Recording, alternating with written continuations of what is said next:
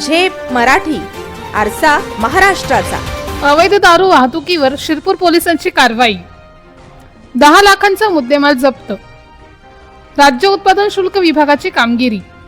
धुळे जिल्ह्यातील शिरपूर तालुक्यात राज्य उत्पादन शुल्क विभागाने अवैध दारू वाहतुकीविरोधात मोठी कारवाई करत तब्बल 10,40,000 रुपयांचा मुद्देमाल जप्त केलाय. दुय्यम निरीक्षक एस निकम, राज्य उत्पादन शुल्क सीमा तपासणी नाका हाडाखेड, तालुका शिरपूर यांना गुप्त बातमीदारामार्फत बोराडी शिवार तसेच उमरदा बोराडी रस्त्यावरून चारचाकी वाहनातून अवैध दारूची वाहतूक होणार असल्याची खात्रीलायक माहिती मिळाली होती. त्यानुसार 24 फेब्रुवारी रोजी मध्यरात्री सुमारे 12:30 वाजण्याच्या सुमारास पथकाने बोराडी शिवार येथे सापळा रचला. दरम्यान संशयित महिंद्रा कंपनीचे पिकअप वाहन समोरून येताना दिसले. वाहन थांबवून चालकाची चौकशी केली असता त्याने आपले नाव श्रेयस राजेंद्र खेडकर, वय 28 वर्ष, राहणार नंदुरबार असे सांगितले. वाहनाची तपासणी केली असता त्यामध्ये एकूण 150 बॉक्समध्ये 3,603 दारू आढळून आली. एकूण मुद्देमालाची किंमत 10,40,000 रुपये इतकी.